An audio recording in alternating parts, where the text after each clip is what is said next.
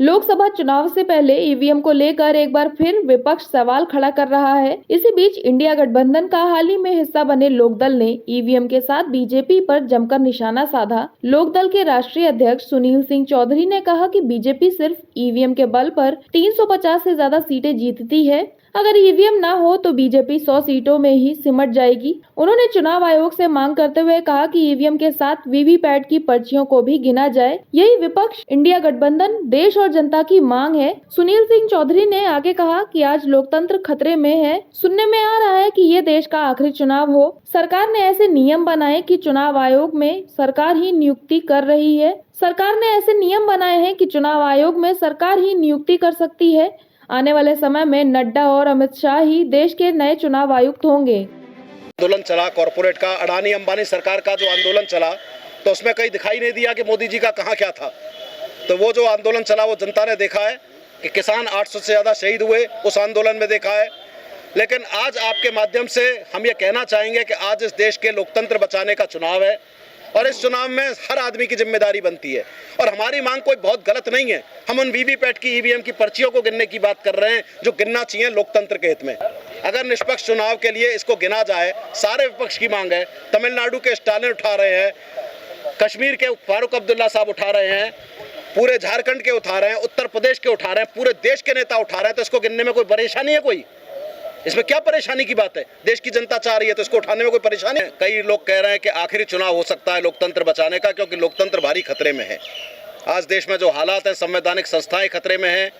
चुनाव आयोग के में 2-1 से जो नियुक्ति हो रही है पूरी तरह सरकार के हिसाब से हो रही है।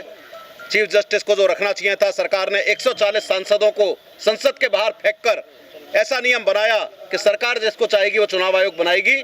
आने वाले समय में हो सकता है नड्डा साहब और अमित शाह साहब इस देश के चुनाव आयुक्त हों इस 2024 के चुनाव के बाद, अगर ये कहीं जीत गए तो।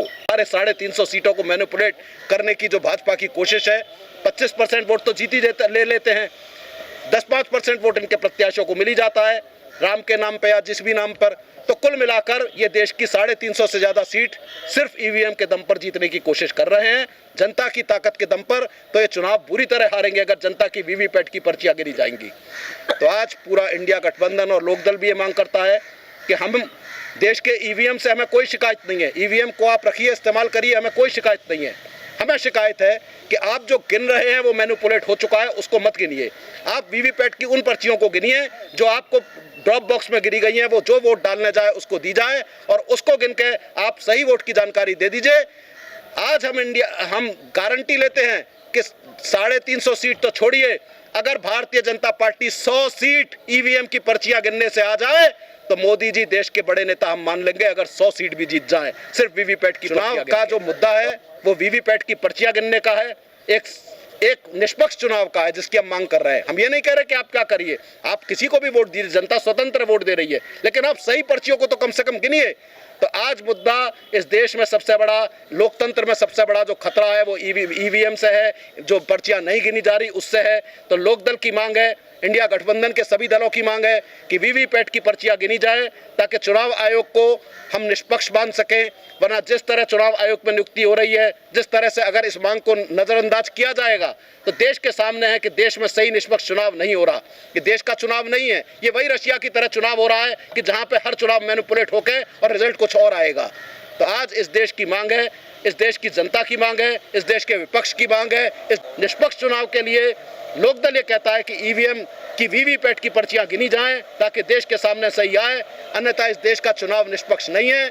और हम विपक्ष की इस मांग के साथ पूरी तरह खड़े हैं कि अगर हमारा चुनाव आयोग देश में एक चाहता है कि स्वतंत्रता, उसकी एक अच्छी इमेज बने, स्वतंत्र चुनाव बने, हम तो न्यायपालिका से भी गुजारिश करेंगे, विपक्ष जाएगा न्यायपालिका के पास भी कि वो भी इस बात का फैसला दे कि वीवीपैट की पर्चियां गिनने में भले ही 2 दिन का समय लग जाए, भले ही 3 दिन का समय लग जाए, लेकिन देश का निष्पक्ष चुनाव हो तो शायद देश में निष्पक्ष रिजल्ट आएगा। और ऐसा होगा तो देश का संविधान बचेगा, ऐसा होगा तो देश का कानून बचेगा, ऐसा होगा तो देश में किसान बचेगा, ऐसा होगा तो देश में आप जैसा मीडिया बचेगा जो लोगों की आवाज़ यूट्यूब और छोटे छोटे चैनल भी उठाना चाहते हैं, उन लोगों की आवाज़ बचेगी।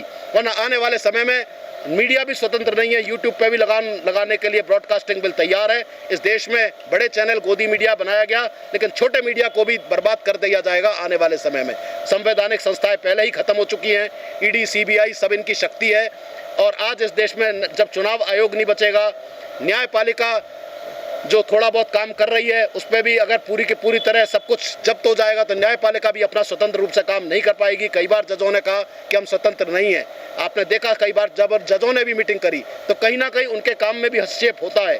तो आज इस देश में संवैधानिक संस्थाएं बचाने को, लोकतंत्र बचाने को, देश के किसान का भविष्य बचाने को, देश बचाने को लोकदल पूरी तरह इंडिया गठबंधन के साथ मिलकर चाहता है कि देश बचे, चाहता है कि देश में अच्छी सरकार बने, चाहता है निष्पक्ष चुनाव हो और इसके लिए ईवीएम से वीवीपैट की पर्ची गिनी जाए। ये लोकदल की सबसे बड़ी मांग है।